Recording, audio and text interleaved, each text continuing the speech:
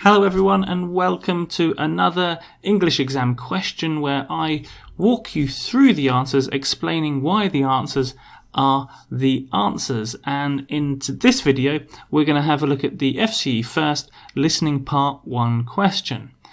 This question you can find on examenglish.com, a fantastic website full of resources, not just for the FCE First, but for virtually every single English exam that there is, giving you a wide range of resources for you to look at and to practice your English skills. And if you haven't visited them on Facebook, Exam English on Facebook, then go ahead and do so and give them a like there.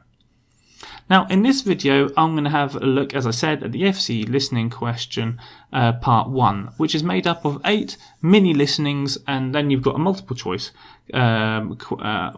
answers where you have to choose the correct answer, whether it's A, B or C. This is a good test of your listening skills, not only for you to listen to vocabulary, but make sure that that vocabulary is in the correct context given the question that you're asked. In other words, if you get the right answer, it means that you've read the question and you understand the question and you've applied that context to the listening, which is quite a difficult skill to do, as you'll see in these questions.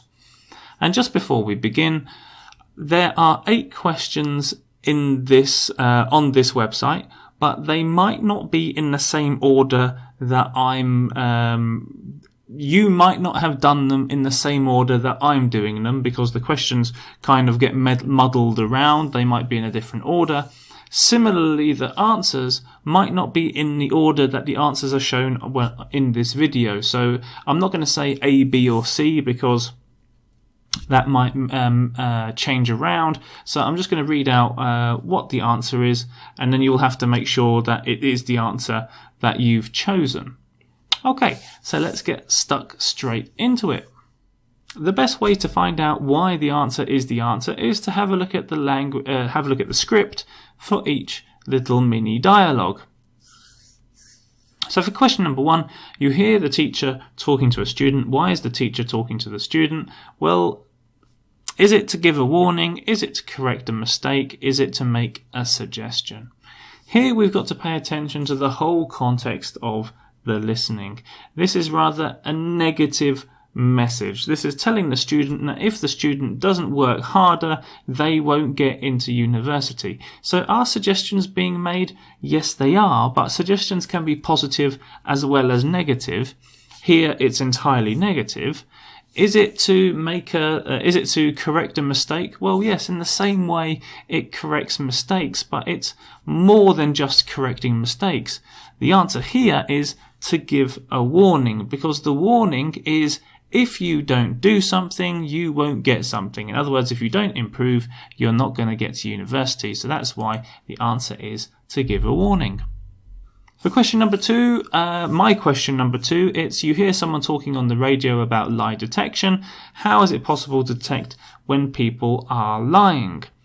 Well, do they signal the lie with their voice? Certainly the text says that it could be a change in the voice, and it's the last thing in the listening, so you might be persuaded by that, but not entirely. A change in the voice might be one of the ways that someone is lying, not the only way. And if we have a look at our question, how is it possible to detect when people are lying? It's not that they signal the lie with their voice, because it also could be a movement of some kind. Do they make small movements? Yes, they make small movements, but as we just discussed, it might also be a voice issue as well. So it's not just the voice, it's not just small movements, but rather that they act differently from usual. And we can see this in the vocabulary where it says it's possible to spot them lying. In other words, it's possible to identify them lying because they use signals which are different from the norm. Different from the norm, which means different from usual. And that's why the answer is they act differently from usual. For question number 3, we've got to pay attention to the question precisely. The question says, what will the weather be like in the South. So you've got to tune your ears into any kind of mention of the South. And if we have a look at the listening script, we can see it right here. It says, in the south of the country, it should be dry for most of the day. There'll be a lot of cloud cover, but there should be some periods of sunshine. Temperatures around 18 degrees, 2 degrees warmer, etc., etc. Is there any mention of rain? Not explicitly. It says it should be dry, but that's not the same as saying it will be wet in some way. So there's no mention of rain. Let me see if I can highlight that again. There's no mention of rain, which means there's no mention of showers. There's no mention of wet, which means that the answer is cloudy with sunny spells. How do we know this? There'll be a lot of cloud cover. In other words, it will be cloudy, but there might be some periods of sunshine. Periods of sunshine means the same as sunny spells. So that's why the answer is that one there. For my question number 4, it says you hear someone talking about an art exhibition. What is being exhibited? In other words, what is being exhibited in this art exhibition now? Not in the past, now. And if we understand that, we can get straight down to the language here where it says, but this exhibition, in other words, this one that the question is referring to, it will feature his caricatures. Caricatures are the cartoons which refer to the life and society during this period.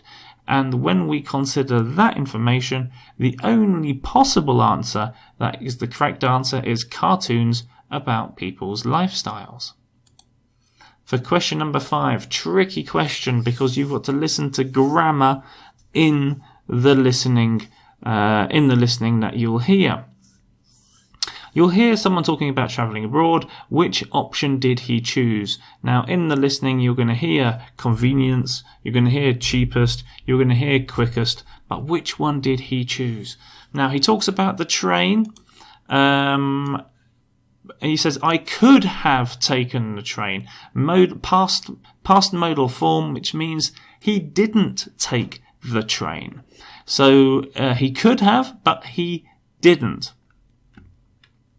If we go to the next method of transport, which is the aeroplane, the cheapest way was to go on one of those budget airlines, but the flights only go from one airport in the country, so that meant travelling cross country first. So it wasn't very convenient.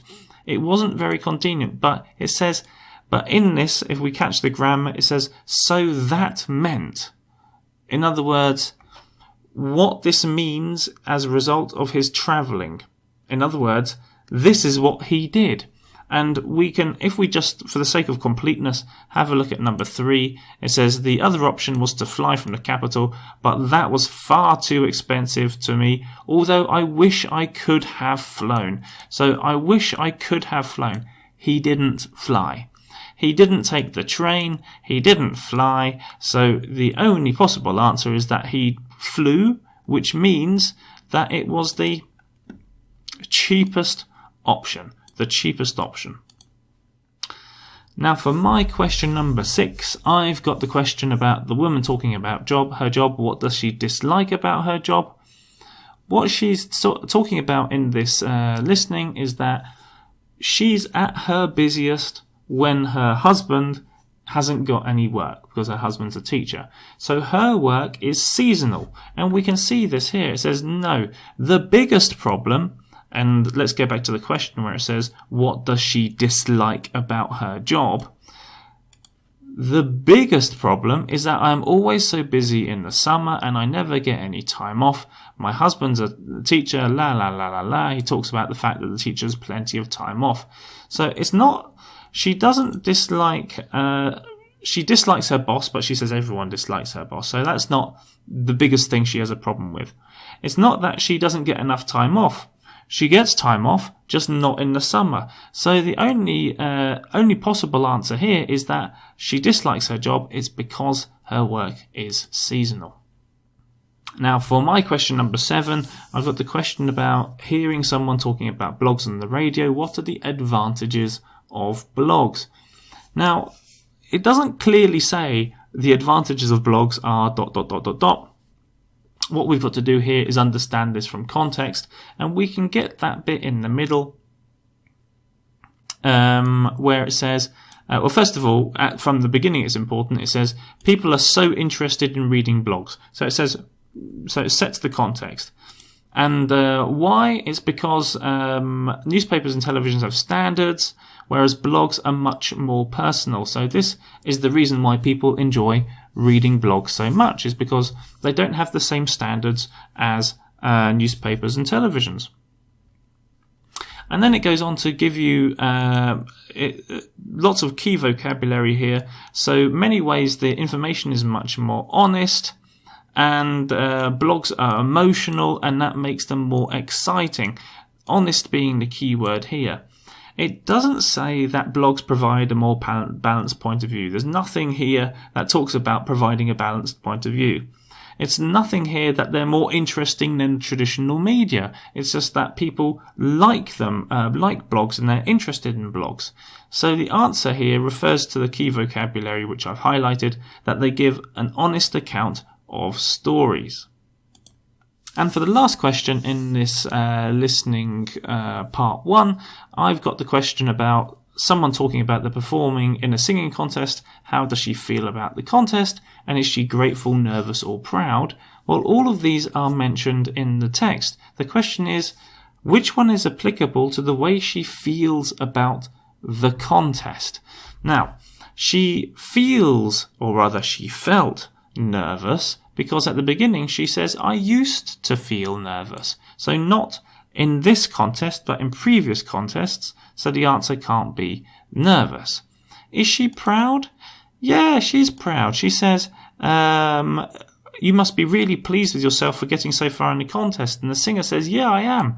There is a sense of pride, but this pride refers to her progress in the contest, not the contest itself. But she says at the end, I know I'm really lucky that people are out there supporting me. Without them, I wouldn't have got this far. So it's because of their support she is very happy, and that's the reason why, and that's how she feels about the contest. It's that people are there supporting her, so she's very, very grateful for that in the contest, and that's why she's doing so well. And that's why the answer is grateful. Thank you very much for following me as I was explaining why the answers are the answers. I hope that I wasn't getting too excited and speaking too quickly as I was going through those explanations. And indeed, if you disagree with anything that I said, or you want me to explain in a little bit more detail anything that I said in the video, then please leave a comment below and I'll be more than happy to help you out. See you again soon.